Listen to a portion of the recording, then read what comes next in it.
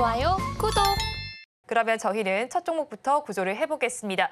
누리플랜을 먼저 살펴보겠습니다. 이 김포시가 서울에 편입된다는 이슈가 부각이 되면서 강세를 보이기도 했던 종목입니다. 누리플랜의 경우에는 본사가 김포 대구면에 있다는 이유로 인해서 관련주로 묶이고 있는데요. 관련한 종목에 대해서 어떻게 좀 보실까요? 네, 누리플랜은 방금 전에 말씀하셨던 것처럼 지금 테마성 기업으로 보시면 될 것 같습니다.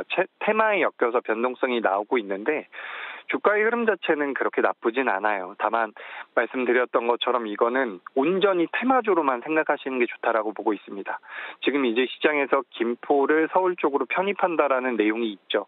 그래서 이 부분이 시장에서는 잠깐 부각이 되는 것 같았는데 지금 계속해서 그 이야기가 이어지고 있습니다. 그리고 앞서도 우리가 좀 길게 이야기 나눴었던 공매도에 관련되어 있는 부분도 정부에서 정책적으로 추진이 되면서 지금 진행이 된 건데 지금 이 누리플랜 같은 경우도 김포의 서울시 편입 이슈가 지속되게 된다면 테마성을 가지고 있는 상태에서 굉장히 큰 변동성을 보일 가능성이 높다라고 보고 있습니다.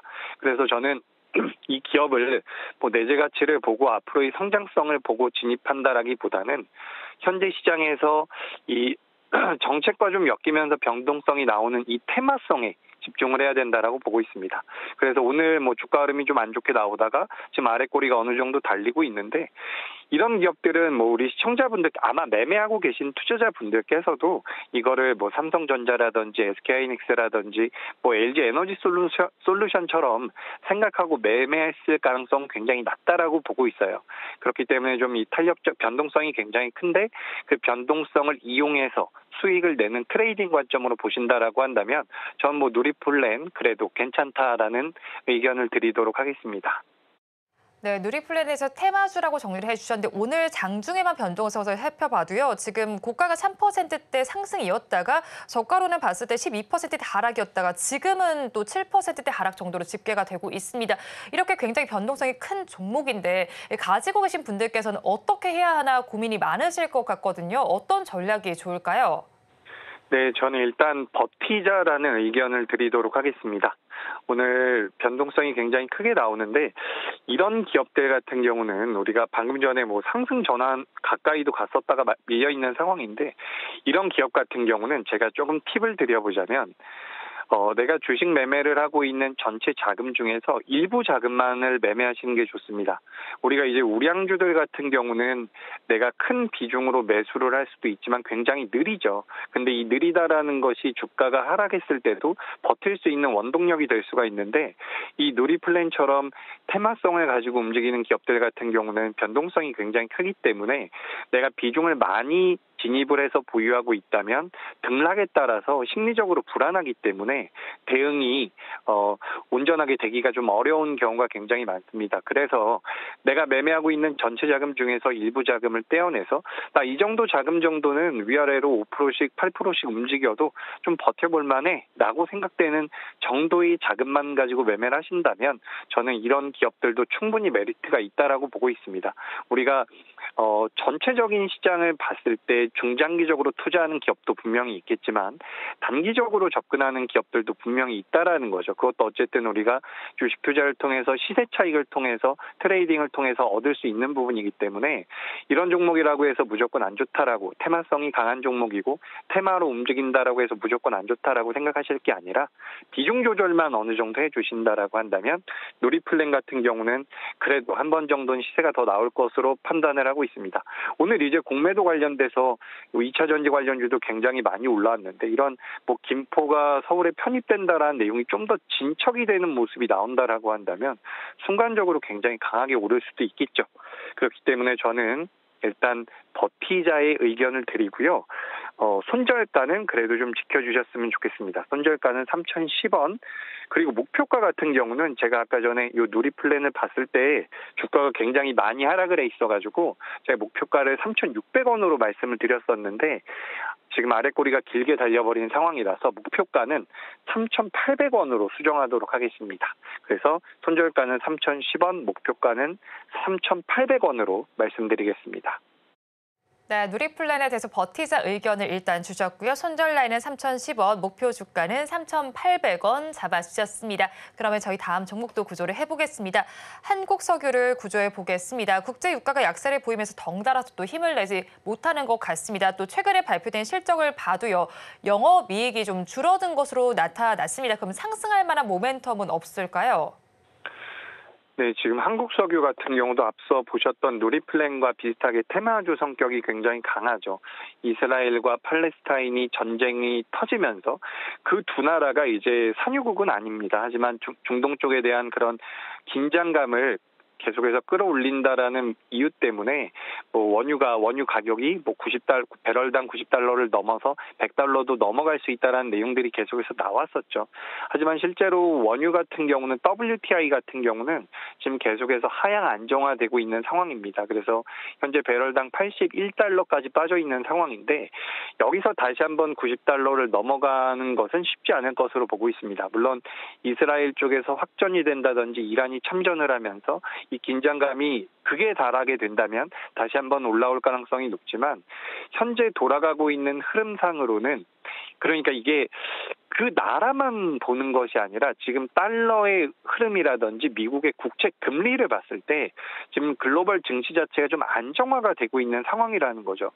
미국의 빅스 지수라고 하는 공포 지수 같은 경우도 굉장히 안정화가 많이 돼버린 상태이기 때문에 이제 시장에서는 이런 불확실성이라든지 이런 변동성에 대해서 예전보다는 크게 신경을 쓰지 않는 모습이라고 저는 판단을 하고 있습니다.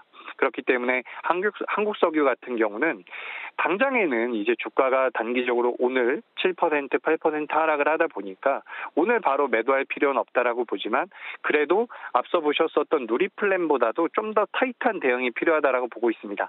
만약에 여기서 유가가 빠지진 않을 거라고 보고 있어요.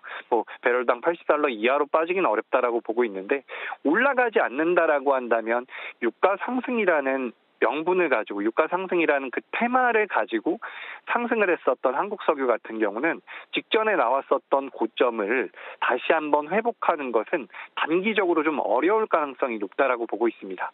그렇기 때문에 일단은 이 변동성을 좀 더 노려보되 우리가 이거를 한 달, 두 달 이런 식으로 길게 끌고 가는 것은 저는 권하지 않으니까 이 부분을 참고하시면 되겠습니다. 네, 한국석유에 대해서 조금 더 타이트한 대응이 필요하다고 말씀을 해주셨습니다. 일봉상으로 좀 살펴봐도 변동성이 크게 좀 나타나고 있는 지점인 것 같은데 가지고 계신 분들께서는 어떻게 대응 전략을 세워가야 할까요? 네, 일단 오늘 같은 경우는 오늘 한국석유를 비롯해서 S&P 다이내믹스라든지 GSE라든지 그러니까 전쟁 관련돼서 모멘텀을 갖고 있었던 방산주라든지 유가 관련돼서 유가 상승에 대한 수혜를 받을 수 있다라고 시장에서 판단하는 기업들이 많이 빠졌는데 이 빠진 것에는 2차 전지를 매수하겠다라는 물량들도 좀 있었을 거라고 보고 있어요. 그러니까 오늘 공매도 금지가 되면서 2차 전지도 올랐지만 공매도 물량이 많거나 대차 잔고가 많은 기업들을 매수하면 수익이 날 수 있겠구나라고 생각을 해서 장 초반에 집어 던진 물량들이 종목들마다 조금씩 보이고 있습니다.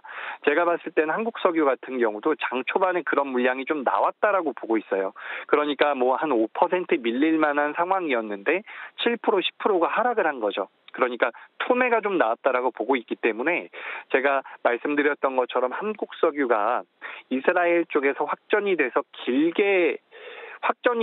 유가가 아주 강하게 튀어 올라가지 않는다면 저는 이 기업은 길게 보셔서는 안 된다라고 보고 있습니다.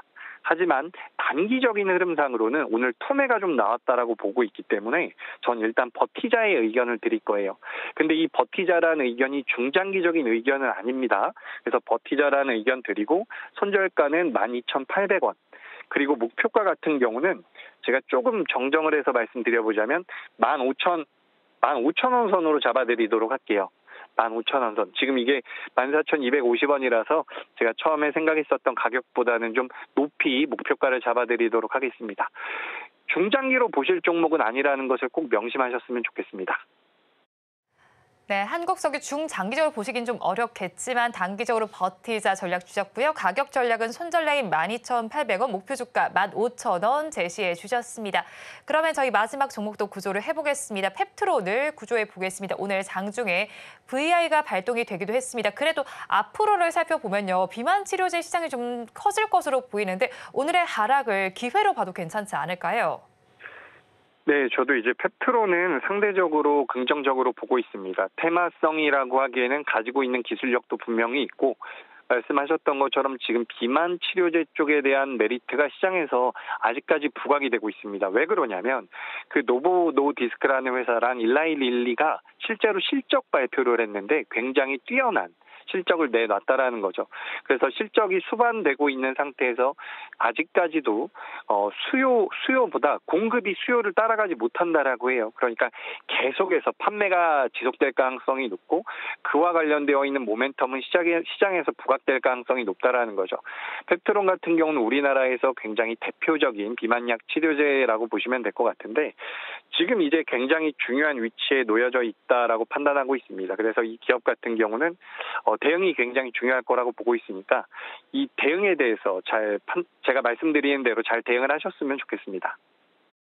네, 펩트론 대응이 더욱더 중요한 종목인 것 같습니다. 그렇다면 가지고 계신 분들 대응 전략, 가격 전략까지 좀 제시해 주시죠. 네, 말씀드렸던 것처럼 이거는 꼭 좀 지켜주셨으면 좋겠는 게 손절 라인을 이탈하게 되면 추세가 바뀔 수 있으니까 손절가를 꼭 지켜주셨으면 좋겠습니다. 손절가는 24,500원. 일단 의견은 버티자라는 의견이고요. 손절가는 24,500원, 목표가는 35,000원으로 잡도록 하겠습니다.